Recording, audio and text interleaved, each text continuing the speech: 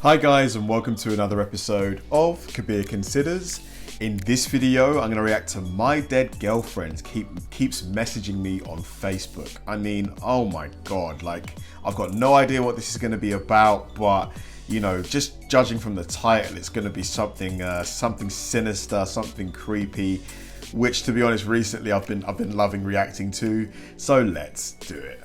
My dead girlfriend keeps messaging me on Facebook. I've got the screenshots, but I don't know what to do. Tonight's kind of a catalyst for this post. I just received another message and it's worse than any of the others. My girlfriend died on the 7th of August, 2012. She was involved in a 3-car collision driving home from work when someone ran a red light. She passed away within minutes on the scene. God. We had been dating for 5 years at that point. She wasn't big on the idea of marriage. It felt archaic, she said. Gave her a weird vibe. But if she had been, I would have married her within 3 months of our relationship. She was vibrant, the kind of girl that would always choose dare every time. And she was the happiest when camping, but a total technophile too. And she always smelled like cinnamon. That being said, she wasn't perfect. She always said something along the lines of, if I die first, don't just say good things about me. I never liked that. If you don't pay me... Oh my god. I mean, if your partner's saying things like that, that would really, for me personally, it would put like real negative seeds in my head, you know. me out, you're doing me a disservice. I've got so many flaws, and that's just a part of me. So, this is for M. The music she said she liked and the music she actually liked were very different. Her idea of affection was a side hug. She had really long toes, like a chimpanzee, and I know that's kind of random to say, but I don't feel like discussing her without you having an idea of what she was like. But now, here's where I finally discuss what's been happening to me recently. Emily had been dead for approaching 13 months when she first messaged me, and on September 4th, 2013 is where it all began.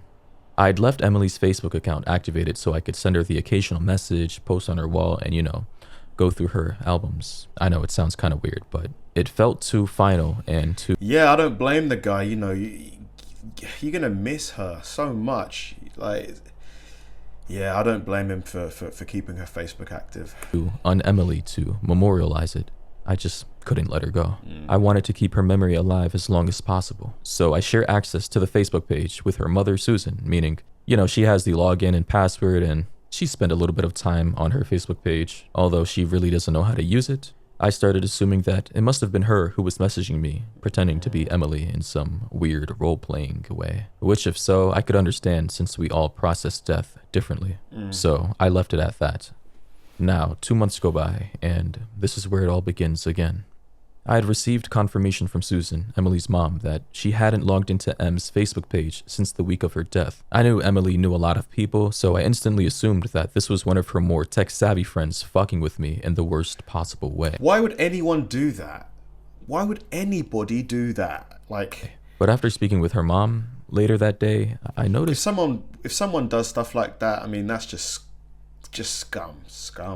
Pretty much immediately that whoever was chatting with me was recycling old messages from M and Mai's shared chat history. Now, 3 months go by, and nothing weird had come from Emily's account ever since that day last year. But oddly enough, on a cold winter day in February 2014, Emily started tagging herself in my photos. I would get notifications for them, but the tag would generally always be removed by the time I got to it. But the first time I actually caught one, it felt like someone had punched me in the gut. She, and I didn't know who this person was, would tag herself in places where it was plausible for her to be or where she would usually hang out. And I've got screenshots of 2 from April and June. These are the only ones I've caught, so they're a little out of the timeline I'm trying to explain. And around this period of time, I stopped being able to sleep. I was just too angry to sleep. Whoever was behind this would tag Emily in random photos every couple of weeks. And the friends who noticed and said something thought it was a fucked up bug. Yeah, I found out recently that this is messed up, man. This is there so have been messed friends up. who have noticed and didn't say anything. And some of them have removed me from their friends list. But at this point, some of you may be wondering why I didn't just close my Facebook profile. I wish I had. I did for a little while. But on days where I just can't get out there, it's nice to have friends available to chat. And it's nice visiting M's page when the little green circle isn't next to her name. I mean, I was already socially reclusive when M was alive, but her death turned me into something pretty close to a hermit. And Facebook and MMOs were, are my only real social outlets. Poor guy. man, my heart goes out to this dude, you know. He's just in a very bad place. A month goes by, and I finally decide to confront Emily's hacker. I said, "Why are you doing this? Why do you keep tagging her?" Obviously, at this point, I was just fed up and frustrated, and I couldn't take any more. But they never responded. 10 days go by, though, and I finally received an answer. And it wasn't until I was going over these logs a few months later that I noticed she was recycling my own words as well. What? My response seems kind of lackluster here. I was intentionally providing him or her with emotional bait to keep them interested in their game. I was working off the assumption that that kind of person, whoever that person was, would be the kind of person that would gain pleasure from my pain. And you know, I was Jeez, man, there's some real sickos out there. What the hell is going on here? posting in tech forums, looking for ways to track this person, and I even contacted Facebook. But none of those options worked, and I needed to keep them around so I could gather evidence. And before anyone decides to ask, yes, I had changed the password and all security info countless times. So it was kind of impossible for anyone at this point to log in to Emily's account, besides me. About 3 weeks go by, and I received this. They said, "We should make our own jam. JFC Samantha, not different. No chance of passing. No chance of passing. How many? Garage side door.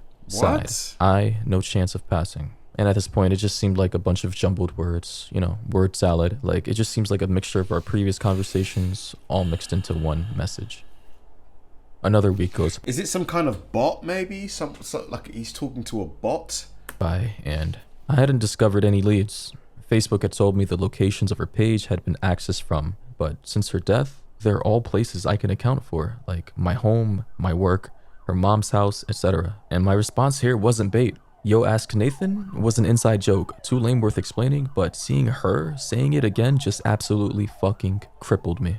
My reaction in real life was much less prettier, and her last few messages started to scare me, but I wouldn't admit it at this point. Another week goes by, and I received another message, and to be honest, I really didn't Dude, at this point, I think it's time for you to deactivate your Facebook, start another one with your name slightly different, because this is just really weird. have any words for this. Freezing is the first original word she or whoever this person is made up. This has given me nightmares that have only started to kick in recently. I keep dreaming that she's in an ice-cold car, frozen blue and gray, and I'm standing outside in the warmth screaming at her to open the door, but she doesn't even realize I'm there. About 2 weeks go by, and I messaged her this. "I'm really drunk.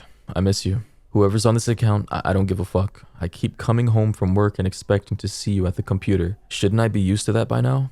And she responded by saying, let me walk, but I wasn't actually drunk. And Emily, when she was alive, was not an affectionate girl. And it always embarrassed her to exchange any kind of I love yous or cuddles or talking about how much we meant to each other. But she was more comfortable with it when I was boozed up. So I would usually come home pretending to be drunk so she would feel more comfortable showing me affection. In any case, her reply is what... Wow, really kind of interesting behavior from her, but I guess that's just how she was. Prompted me to finally memorialize her page, thinking it might help curb this behavior. And it might seem innocuous compared to her previous message, but it's pasted from an old conversation where I was trying to convince her to let me drive her home from a friend's, but she wouldn't budge.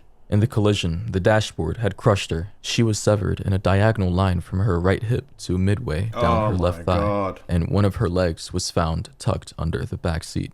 These are the logs from the day she died. This, alongside a couple of voicemail messages, is the last time I talked to her under the assumption that she was alive. You'll see why I'm showing you these soon. Yesterday, the 1st of July, 2014, I memorialized her page a couple of days after I received the message about walking. Until today, she'd been quiet. She wasn't even tagging herself in my photos. I don't know what to do anymore. Do I kill her page? What if it is her? I feel so sick right now. I want to puke. I don't know what's happening. I just heard a Facebook alert, and I'm too afraid to swap windows and check it. Update. So, I finally had the courage to check the alert, and I heard it as soon as I was gathering all the details for this recording, and this was the message. "That's my door. That's my computer. It's taken from outside. I got the message 3 hours ago, but didn't check it until now." What the fuck. So now he's got a stalker as well. I'm on my tablet in my garage, zen for now. I think I'm gonna drive to a friend's house or something, but I forgot to open the garage door in my panic, so I'm currently building up the nerve to go out and do that now. What? Good grief, man. That just gave me the heebie-jeebies. Just that last photo of him, you know, so the person who was posing as his dead girlfriend had taken a picture of him from just outside. Oh my god, yeah, very, very creepy situation. I'm going to check that account and see if there's an updated video because I need to know what happens. Thanks for watching, guys, and I'll see you in the next one.